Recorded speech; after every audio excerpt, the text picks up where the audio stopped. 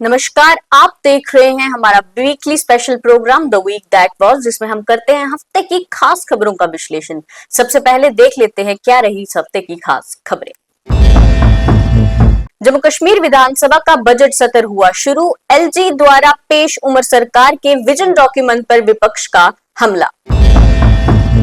पीर Panchal reason पर बटी जम्मू कश्मीर की विधानसभा में उठा नया मुद्दा। केंद्रीय गृह मंत्री अमित शाह का जम्मू कश्मीर दौरा। सुरक्षा और विकास कार्यों पर बैठक। सीमा का भी किया दौरा। मुख्यमंत्री उमर अब्दुल्ला ने किया अपनी सरकार का दूसरा बजट पेश। विपक्ष ने कहा जीरो बजट है। जम्मू में 2 एनकाउंटर्स में 3 आतंकी ढेर। ऑपरेशन जारी।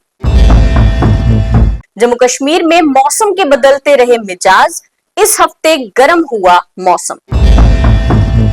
और अब इस हफ्ते की खास खबरों का विश्लेषण मेरे साथ होंगे मेरे सीनियर सहयोगी दीपक खजूरिया। इस हफ्ते जम्मू कश्मीर विधानसभा का बजट सत्र जो है वो शुरू हुआ और एलजी द्वारा पेश किए गए उमर सरकार के विजन डॉक्यूमेंट पर विपक्ष ने जमकर हमला भी किया। तो दीपक जी, आप इस पूरे सेशन में आपने हर एक सेशन अटेंड किया है, तो क्या कुछ डिटेल्स है इसको लेकर? देखिए आकांक्षा, 2 फरवरी से 19 फरवरी तक ये बजट सेशन जो है चलेगा। उसके बाद 19 फरवरी से लेकर 27 मार्च तक छुट्टियां रहेंगी। रमजान का महीना है और उसके बाद 27 से 4 अप्रैल तक छोटा सा एक सेशन, एक सेकंड पार्ट इसका दोबारा होगा जिसमें बिल्स और रेजोल्यूशन आएंगे।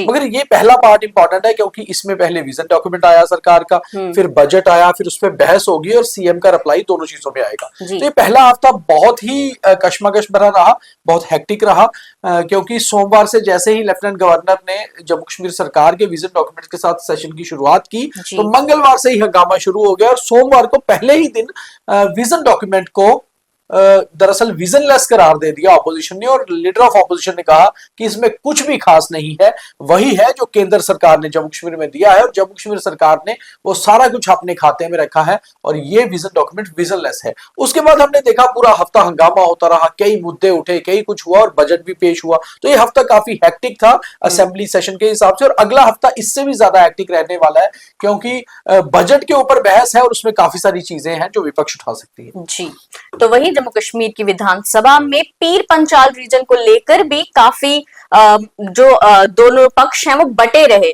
तो दीपक जी, क्या कुछ डिटेल्स है? देखिए आकांक्षा, इसमें सिर्फ दोनों पक्ष नहीं बटे बल्कि जम्मू और कश्मीर भी बटा रहा। हालांकि जम्मू कश्मीर को जोड़ता है पीर पंचाल रेंज और पीर पंचाल जैसे हमारे व्यूअर्स को पता है कि एक पहाड़ी श्रृंखला है, एक पहाड़ी रेंज है जो जम्मू और कश्मीर रीजन्स को अलग भी करती है और जोड़ती भी है। मगर पीर पंचाल साथ ही साथ में एक ऐसा रीजन है जो नौशहरा से शुरू होकर उड़ी तक खत्म होता है और जब राजौरी से इफ्तिकार अहमद जो कांग्रेस के विधायक हैं उन्होंने पीर पंचाल की बात कही, दरअसल इसका रेफरेंस ये आया कि एनएलयू को लेकर लगातार सदन के अंदर बात हो रही थी और कांग्रेस के विधायक ने कहा कि ना जम्मू में बनाए ना कश्मीर में, पीर पंचाल खित्ता को दे दें। तो ऐसे में बीजेपी ने विरोध करना शुरू कर दिया कि खित्ता मींस रीजन। तो उन्होंने कहा जब जम्मू कश्मीर में 2 ही रीजन है, कश्मीर और जम्मू, तो ये नया रीजन कहां से आ गया? तो फिर बीजेपी ने कहा ना तो हम चिनाब वैली को मानते हैं ना तो पीर पंचाल रेंज को, और हमारे लिए जम्मू और कश्मीर केवल 2 रीजन और एक यूटी है। ऐसे में जितने भी नेशनल कॉन्फ्रेंस और कांग्रेस के विधायक थे उन्होंने शोर मचाना शुरू कर दिया और उन्होंने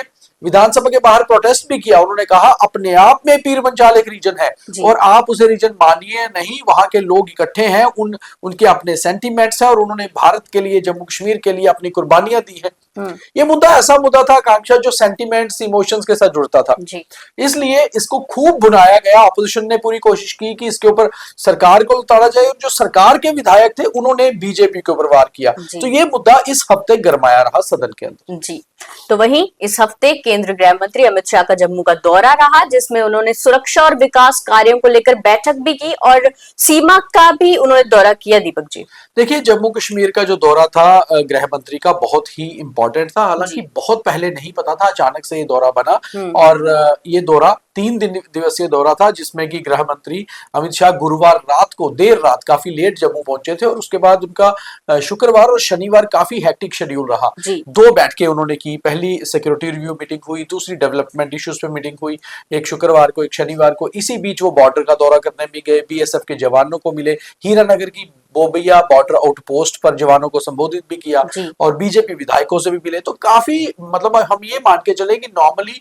होम मिनिस्ट्री इतने बिजी शेड्यूल में इतना ज्यादा लंबा शेड्यूल नहीं बनाते, मगर ये उनका सारा शेड्यूल जम्मू के लिए रहा। काफी कुछ उन्होंने इसमें कहा और हालांकि नेशनल कॉन्फ्रेंस लगातार कहती रही कि स्टेटहुड की हमारी डिमांड है, मगर ये डेवलपमेंट और सिक्योरिटी को लेकर उनकी एंटायर मीटिंग थी और ये मीटिंग भी रही और सिक्योरिटी रिव्यू भी उनका रहा। तो इसलिए जम्मू काफी बिजी रहा ओवरऑल इस बार वीवीआईपी विजिट की वजह से। जी, तो वहीं मुख्यमंत्री उमर अब्दुल्ला ने अपनी सरकार का दूसरा बजट पेश किया, लेकिन विपक्ष ने उसे जीरो कह दिया। दीपक जी देखिए 6 फरवरी आकांक्षा 6 ऑफ फरवरी और फ्राइडे को उमर अब्दुल्ला सरकार का दूसरा बजट पेश हुआ, जिसे खुद चीफ मिनिस्टर उमर अब्दुल्ला ने पेश किया, क्योंकि चीफ मिनिस्टर खुद ही फाइनेंस मिनिस्टर भी हैं। उन्होंने अपनी इस बजट को काफी बड़ा बजट बताया और ये कहा कि पहली बार के मुकाबले उन्होंने इस बजट में इस बार ज्यादा फंड्स रखे हैं और दूसरी चीज उन्होंने टूरिज्म के लिए एक्स्ट्रा फंड्स रखे। मगर हमने इस पे जो विश्लेषण भी किया, कुछ एक्सपर्ट से बात की जो लोग समझते हैं इकोनॉमिक्स को अच्छे से, उन्होंने कहा कि बजट को इतना बेहतर नहीं है कि बहुत ज्यादा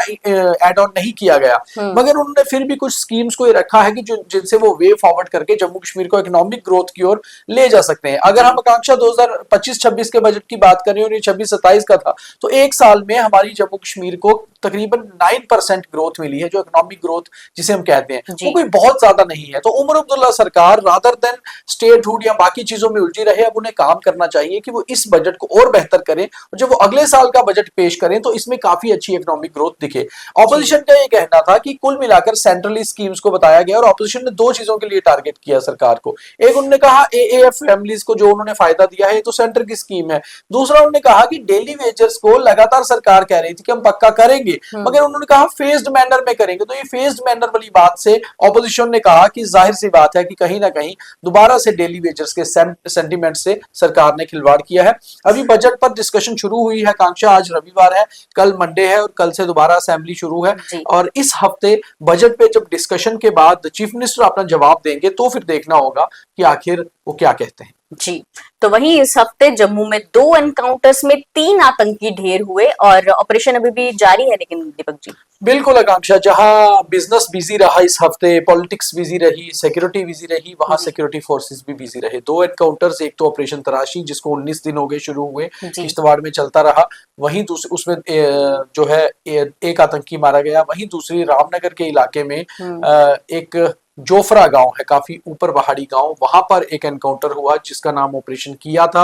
वो भी जॉइंट ऑपरेशन था फोर्सेस का, उसमें 2 आतंकवादी मारे गए। अभी ये दोनों ऑपरेशन, आज रविवार है, अभी भी दोनों ऑपरेशन चल रहे हैं और अभी ऐसा लगता है कि शायद किश्तवाड़ में कोई और आतंकी है, जबकि ऑपरेशन किया में तो फोर्सेस का कहना है कि सर्च की जा रही है, मगर अभी किसी और आतंकी के होने का कोई निशान मिले नहीं है। सिक्योरिटी फोर्सेस भी बिजी इस हफ्ते रही है।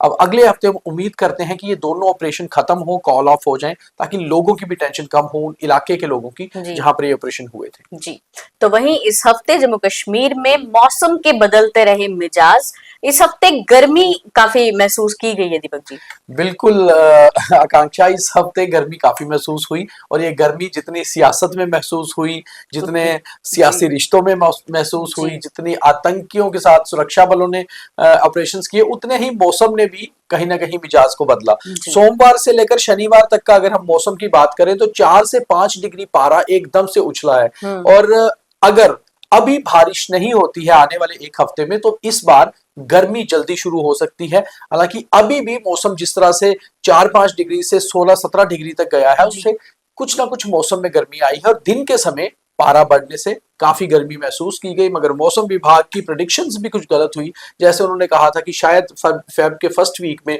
बारिश होगी, तो आज हम ऑलमोस्ट हमारा 8 फरवरी आज हो चुकी है और मुझे लगता है कि अगले 2-3 दिन अगर बारिश नहीं आती है तो शायद फिर गर्मी और ज्यादा बढ़ सकती है। मगर अगले हफ्ते का जब हम द वीक दैट वाज करेंगे तो हमें पता चलेगा कि क्या मौसम में अब गर्मी जल्दी आएगी या फिर थोड़ी सर्दी अभी चलेगी। जी, तो ये था इस हफ्ते की खास खबरों का विश्लेषण और बाकी तमाम खबरों के लिए देखते रहे न्यूज़ रूम 24 आवाज। जय हिंद।